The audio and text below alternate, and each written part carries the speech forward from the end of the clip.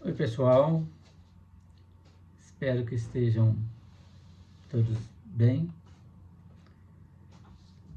Vamos então para o nosso estudo de todas as segundas-feiras. O nosso estudo agora é o 43, que chama A Pesca Inesperada, ou também é mais conhecido até como A Pesca Milagrosa. Foi narrado por Lucas, capítulo 5, versículos 4 a 11. E nós vamos basear hoje, como sempre, no estudo, na sabedoria do Evangelho, do Pastorino, e também na Gênese do Kardec, que é bem interessante, que é bastante próxima da interpretação do Pastorino.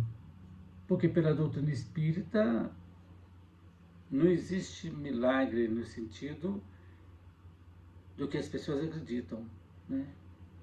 Porque no sentido em que as pessoas acreditam, o milagre seria uma derrogação da lei natural, da lei divina.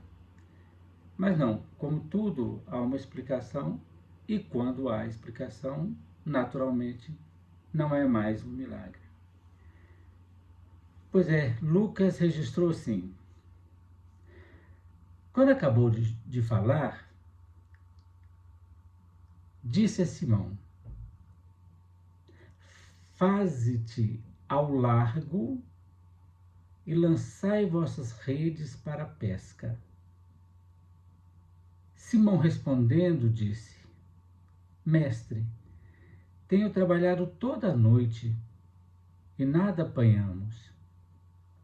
Porém, sobre tua palavra lançarei as redes. Feito isso, apanharam grande quantidade de peixes e as redes rompiam-se. Acenaram aos outros companheiros que estavam do outro barco para virem ajudá-los. Eles vieram e encheram ambos os barcos a ponto de ameaçarem afundar. Muito bacana a história, né? Vamos então entender, tanto do ponto de vista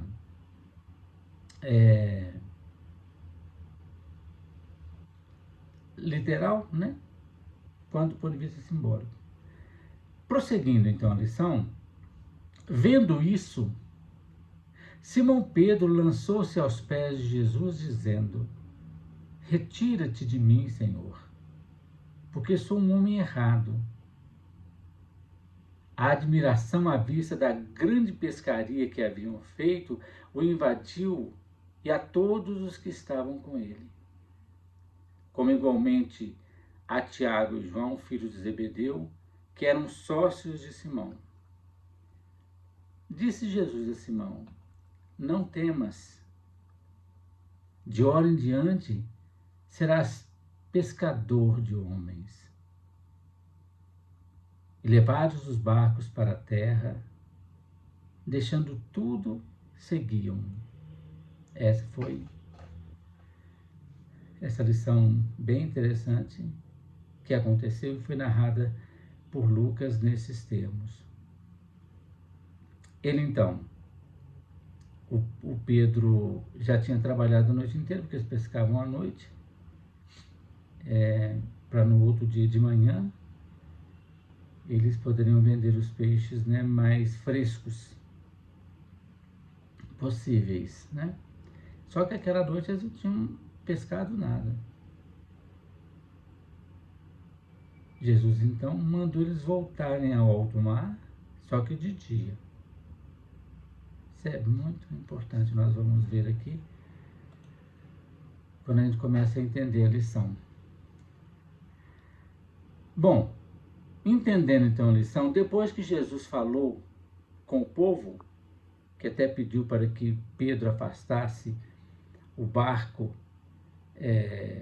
da terra, que o colocasse em água, no estudo anterior, Jesus então fala para Pedro que ele deveria lançar a rede mais uma vez. O Pedro, já um pescador experiente, aí ele argumenta com Jesus: Senhor, mas a gente ficou aqui a noite inteira, não pescou nada, e de dia é muito mais difícil ainda. Mas, isso aqui é fundamental, creio em tua palavra. Quer dizer, sobre tua palavra eu vou lançar as redes. E a pescaria foi extraordinária. Talvez eles nunca tivessem pescado tanto peixe. Parece que nunca tinham pescado tanto peixe. Que eles tiveram que pedir auxílio, a pescaria foi tão generosa que eles tiveram que pedir auxílio a outro barco que estava do lado de lá, da própria cooperativa deles, e os dois barcos ficaram completamente cheios, a ponto de quase afundar os dois barquinhos, né? A partir desse momento, eles ficam tão surpresos com a situação que Pedro dá a Jesus o título de epistata, do grego, que para nós foi traduzido no nosso português como mestre e no inglês como master, no sentido daquele que é superior, daquele que está acima, é chefe, comandante, patrão, supervisor, diretor, qualquer coisa que esteja acima, mas o mestre em espírito é só Jesus. E depois do fato, o Pedro, ainda mais respeitosamente, chama Jesus de Senhor. Não é apenas o mestre, mas é Senhor de uma alma que ainda é escravizada. Se ele é Senhor, Pedro então se colocou ali numa condição de escravo, né? Eles então, depois desse fenômeno todo acontecido, coisa que eles nunca tiveram visto, assim que chegaram à praia, eles abandonaram tudo para seguir Jesus. E aí vem a promessa, que a gente entende bastante. Jesus fala assim, a partir de agora, vocês serão pescadores de homens. E mais precisamente o Pedro, né, que foi aquele que chefiou o colégio apostolar, né? Eles passaram a seguir Jesus, né? Mas aí acontece uma coisa interessante. O Pedro, a gente já estudou algumas vezes, ele é extremamente temperamental. Ele exclama num tom assim patético, vamos dizer: retira-te de mim, Senhor, porque sou um homem errado. É um exagero. Tipo assim, eu sou um homem sem fé, minha fé é fraca, Senhor, eu não posso, eu não estou nem próximo dessa sua expectativa de seguir o Senhor, de trabalhar com o Senhor na implantação da Boa Nova. Eu sou um homem errado, o Senhor está escolhendo um homem errado, porque minha fé é fraca, porque ele duvidou daquilo que Jesus tinha falado. Lança as redes, Pedro, né? Mas ele, confiante na palavra de Jesus, mesmo com o intelecto falando, gente, eu trabalhei aqui a noite inteira, nós trabalhamos aqui a noite, não nós pegamos nada. Mesmo o intelecto falando, vocês não vão pegar nada, ainda mais agora que é de dia, vai ser mais difícil ainda, né? Bacana.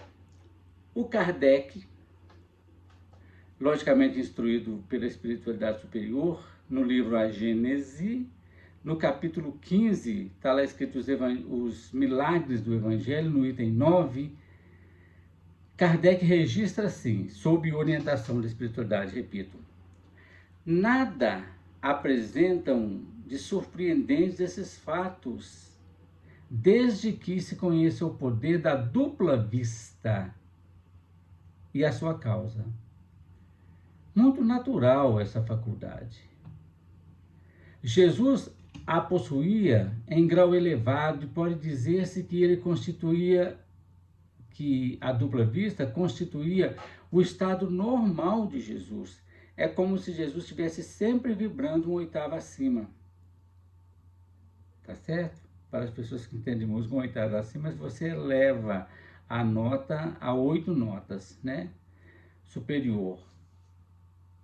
Então, todos os atos de Jesus, a gente pode ver que Jesus estava sempre acima, mas que ele precisava baixar a vibração para ficar o mais próximo possível do povo. Mas em alguns momentos, ele permanecia lá no alto. Essa dupla vista é muito interessante. Todas as vezes que a gente fala em dimensão, a gente faz esses estudos, Jesus via outras dimensões. Portanto, não há milagre, segundo os próprios espíritos, né? Então, esse fenômeno é muito fácil, segundo o próprio Kardec, de explicar segundo o Espiritismo, né? A pesca, continua o livro da Gênese, a pesca qualificada de miraculosa ou milagrosa, igualmente se explica pela dupla vista de Jesus. Jesus não produziu espontaneamente peixes onde não os havia. Ele viu com a dupla vista da alma como teria podido fazê-lo com uma vigilância lúcida, que era bem próprio de Jesus, né? Outras pessoas certamente não veriam, olhavam o mar, só via o mar. Jesus olha o mar e vê todas as vidas que ali estavam navegando, estavam sobrevivendo, né? Então Jesus viu o local onde estavam os peixes e disse com segurança que lançassem ali as suas redes. Isso é muito legal, porque Jesus, então, trabalha num processo de pré-ciência, de pré-conhecimento. Essa dupla vista significa, então, conforme os nossos estudos, uma visão de outras dimensões que a gente, os simples mortais, não conseguiam ver. Então, ele viu com os olhos da alma, não necessariamente com os olhos da matéria, que nem todos viam. Olhavam o mar e o mar estava ali, sem peixe nenhum, mas Jesus conseguia ver além disso. Vamos entender, então, a lição no seu sentido simbólico e profundo. A primeira frase é fundamental. Jesus fala assim: faze-te ao largo. Faze-te ao largo. Significa a necessidade de se sair daquilo que é micro, daquilo que é pequeno, daquilo que é cercado, daquilo que é mourado, para buscar a amplidão oceânica do Pai Infinito, que envolve tudo e que a tudo permeia. Pedro, deixa o terra-terra, deixa a visão pequenininha e vá mergulhar na amplidão oceânica do nosso Pai maior. Olha, faze-te ao largo e não ao estreito. Saia da estreiteza de pensamento, de crença, de regionalidade e torna-se alguém universal. O que significa isso para nós, do ponto de vista dos nossos estudos? A ordem, então, Jesus como personalidade, dá a ordem ao intelecto chamado Pedro, para que mergulhe no mar da própria consciência, mergulhe dentro de si mesmo e lança as redes para aprender as grandes verdades, essas verdades eternas que vivem e nadam no oceano divino do Pai. Isso está ao alcance de todos que já sabem captá-las. E isso nos ensina que mergulhando dentro de nós, nós vamos encontrar uma amplidão absurda de todos os conhecimentos. Essa é a grande lição que a gente talvez precise compreender. O intelecto, então, Pedro, muito crítico, todo intelecto é crítico. O intelecto quer explicação para tudo. A explicação existe, lógico. Ali o próprio Espírito explica, né? Pela dupla vista. Mas há explicações que existem, mas não estão ao nosso alcance por causa da nossa estreiteza. Quando a gente quando a gente se fizer ao largo, a gente vai compreender melhor, então.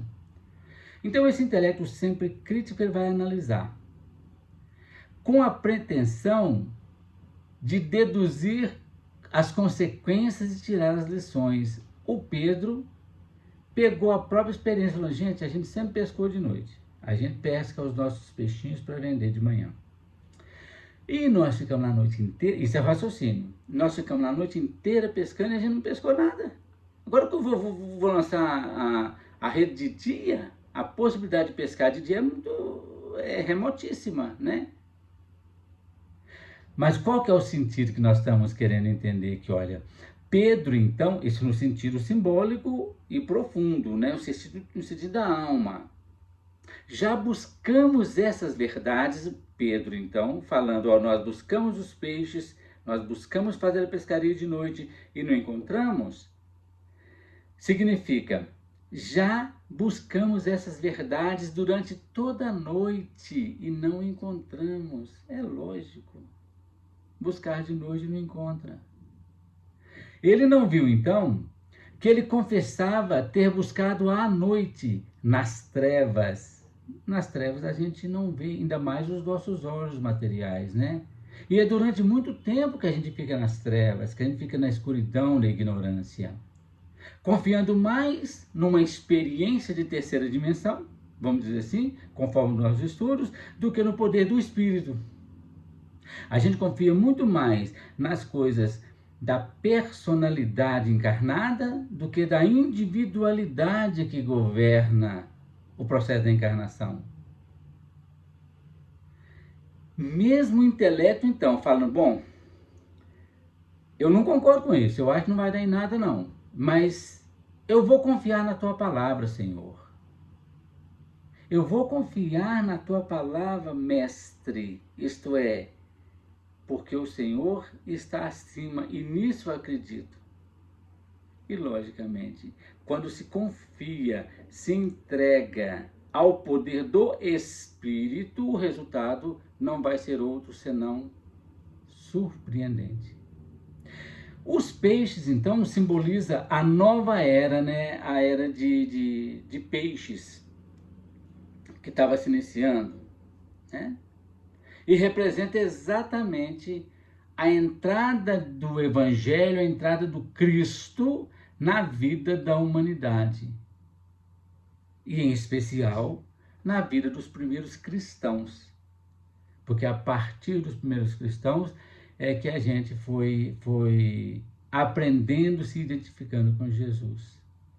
O intelecto, então, Pedro, se confunde ao encontrar tanta sabedoria que ele nem desconfiava que existia no fundo daquele imenso oceano que nem a gente. A gente não imagina a quantidade de conhecimento que habita no profundo do nosso coração sagrado, no profundo da nossa mente espiritualizada. Mas então, o intelecto diante daquela luz, à luz do dia, vem-lhe à rede uma quantidade tão grande de verdades que acaba perturbando o intelecto. Ele acaba ficando tonto, aflito, e pede que o espírito se afaste dele, porque na realidade ele não era digno de pertencer àquilo. Ele tinha medo, vamos dizer assim, de abraçar uma missão tão valorosa que precisava confiar nas coisas do Espírito, ele acha que ele não ia dar conta. Então, a realidade que ele conheceu naquele momento, ele negou primeiro a realidade espiritual para se apegar somente, apenas e tão somente, à experiência que ele já viveu, como se a única coisa que existisse no universo inteiro fosse pescar de noite. Né? Eu sou um homem errado, ele disse. E a gente sabe que não é, né? Não é de jeito nenhum, né? O que eu posso saber? Como eu vou viver diante de ti, Senhor? O Senhor que é essa sabedoria incriada, que tudo ilumina, como eu vou? É interessante o raciocínio de Pedro. Ele se sentiu tão diminuído perante a presença do Cristo, que falou: não, Senhor, eu não dou conta de fazer parte desse projeto que o Senhor está trazendo para a humanidade. Eu vou acabar naufragando no mar ao invés de conhecer as verdades. Isso nós estamos traduzindo, é claro, né? Mas esse mesmo intelecto, Pedro, que já estava iluminado, tanto é que foi chamado, já era iluminado pelas verdades eternas que já tinha conquistado, ele vai ter outra tarefa: esclarecer as criaturas humanas, iluminando o caminho de toda a humanidade. Constituir-se em luz para atrair para o Cristo os homens que estão no caminho, através do ensino das verdades profundas que existem dentro de cada um de nós. É legal a gente pensar nessa possibilidade, né? Compreendendo então essa profundidade e a importância da nova proposta, os discípulos todos, que quer dizer dentro de nós, quais são os discípulos que estão ao nosso trabalho? O intelecto, a emoção, as sensações. Quando eles entendem isso, eles decidem entregar-se total e definitivamente à individualidade, ao Espírito, ao Cristo interno e segui-lo incondicionalmente. As coisas da terra, isto é, o barco, são deixados na terra. Eles saíram, os discípulos todos saíram, os pescadores, e deixaram os barcos, né? A rede está na praia abandonada, pois aqueles pescadores já seguiram Jesus. Porque eles começaram a compreender, claro, diante de um fenômeno espiritual tão grande, eles passaram a compreender e a ter confiança em seguir aquele homem. Vai deixar então as coisas da terra, as coisas extremamente materializadas, para seguir o Espírito, que vai seguir com certeza um rumo novo, brilhante. E esse caminho é que vai conduzir a cada um de nós à felicidade imperecível. É essa, gente, a reflexão que eu tinha preparado para nós hoje. Espero que eu tenha conseguido passar essa mensagem. Que Jesus nos abençoe a todos, hoje e sempre. Até segunda-feira que vem.